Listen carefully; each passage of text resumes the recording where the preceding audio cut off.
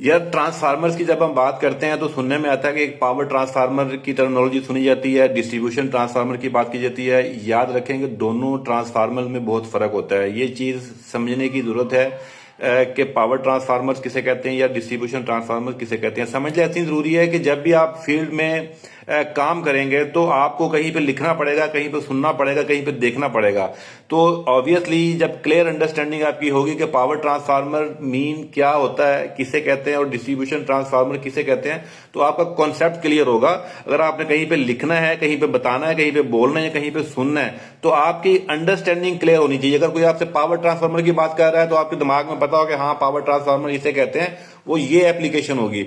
अगर कोई distribution transformer कहीं पे लिखा हुआ आपके सामने आया है या आप लिख के दे रहे हैं तो आपको पता होगी इसकी अंडरस्टैंडिंग ये होगी। तो ये मैं कन्फ्यूजन जो है वो क्लियर करना चाहता हूं। मोस्टली तौर पर इसको कुछ लोग कंफ्यूज कर देते हैं, जो हमारे यंग प्रोफेशनल्स हैं, इंजीनियर्स हैं, उनको क्लियर अंडरस्टैंडिंग नहीं है इसकी।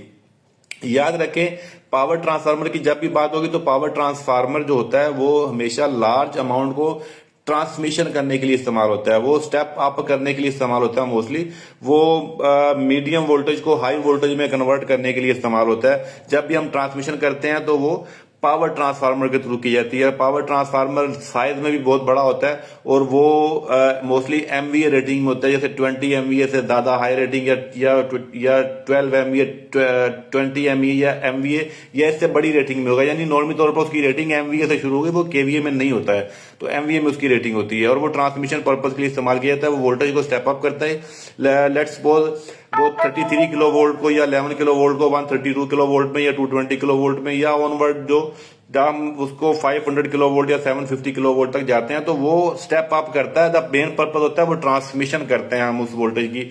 तो वो ट्रांसमिशन लाइन जो हमारी होती है तो फर्स्ट एंड पे वो ट्रांसफार्मर लगा के हम ट्रांसमिशन करने के लिए वोल्टेज को स्टेप अप करते हैं। तो ये मेन सबसे पहला उसका फर्क होता है कि पावर ट्रांसफार्मर की जब भी बात की जाएगी वो ट्रांसमिशन मकसद के लिए होता है, हाई वोल्टेज को मीडियम वोल्टेज को हाई वोल्टेज में कन्वर्ट करने के लिए या एक्स्ट्रा हाई वोल्टेज में कन्वर्ट करने के लिए इस्तेमाल किया जाता है।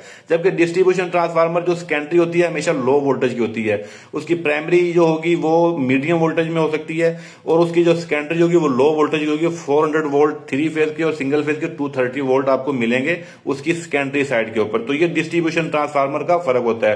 कहने को तो दोनों ट्रांसफार्मर ही पावर सिस्टम का हिस्सा होता है, लेकिन उसमें ये फर्क होता है। दूसरी इंपॉर्टेंट बात यह है कि आपका जो पावर ट्रांसफार्मर है ये इसकी कूलिंग के लिए स्पेशल अरेंजमेंट किया जाता है। इसकी कूलिंग के लिए आपको वाटर कूलिंग का अरेंजमेंट किया जाता है, इसकी फैन लगाए जाते हैं कूलिंग के लिए, इसकी ऑयल कूलिंग का अरेंजमेंट किया जाता है। तो डिफरेंट तरह की कूलिंग का एक एक्स्ट्रा अरेंजमेंट करना जरूरी होता है क्योंकि हीटिंग बहुत ज्यादा होती है इसकी। जबकि डिस्ट्रीब्यूशन ट्रांसफार्मर के लिए कोई स्पेशल अरेंजमेंट की जरूरत नहीं होती, वो सिंपली एयर कूल और जो इन बिल्ट उसके अंदर ऑयल होता है उसकी कूलिंग तो होती ही है, लेकिन वो एयर कूलिंग की उसके लिए इनफ होती है डिस्ट्रीब्यूशन ट्रांसफार्मर के लिए।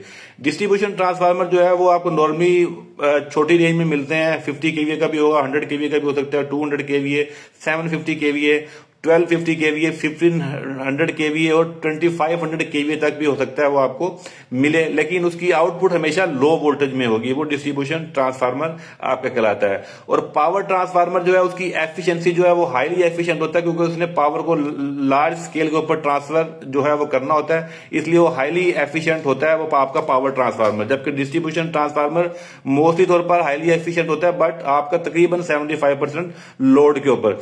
और जो आपका पावर ट्रांसफार्मर होता है वो ये डिजाइन किया जाता है फुल लोड के ऊपर डिजाइन किया जाता है ताकि मैक्सिमम एफिशिएंसी इससे ली जा सके मैक्सिमम लोड के लिए। जबकि आपका डिस्ट्रीब्यूशन ट्रांसफार्मर जो होता है वो पार्शियल लोड, हाफ लोड या 75% लोड के लिए वो मौजूद होता है। इतना लोड उसके ऊपर जो है वो रखा जाता है।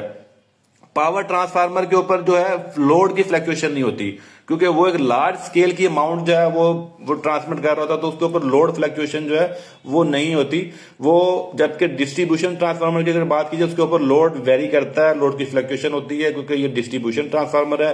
तो जिस एरिया में, जिस स्ट्रीट में या जिस सोसाइटी को एक स्पेसिफिक ट्रांसफार्मर अगर लोड दे रहा है तो लोड कम ज्यादा होगा, कभी ज्यादा भी हो सकता है पीक आवर्स में, और आपका जो लोड कम भी हो सकता है, तो डिपेंड करता है उसके ऊपर। तो ये नॉर्मली तौर पर आपके मेन ये डिफरेंस होता है आपके पावर ट्रांसफार्मर के अंदर और डिस्ट्रीब्यूशन ट्रांसफार्मर के अंदर। तो जब भी पावर ट्रांसफार्मर या डिस्ट्रीब्यूशन ट्रांसफार्मर की बात की जाएगी तो आपको ये अंदाजा हो जाएगा कि पावर ट्रांसफार्मर और डिस्ट्रीब्यूशन ट्रांसफार्मर में जो है वो खास क्या फर्क होता है, किस तरह का उसके अंदर डिफरेंट होता है।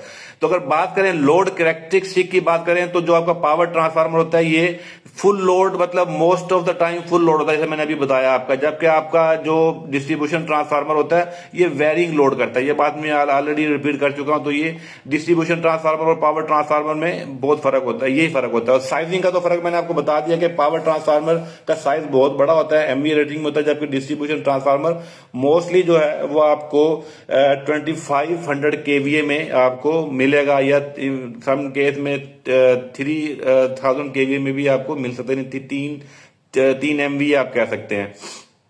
तो ये पावर ट्रांसफार्मर और डिस्ट्रीब्यूशन ट्रांसफार्मर में फर्क है उसके वोल्टेज लेवल का, उसकी पावर को जो ट्रांसमिट करने का, उसके कूलिंग सिस्टम का, और उसकी जो आपके उसकी एफिशिएंसी का।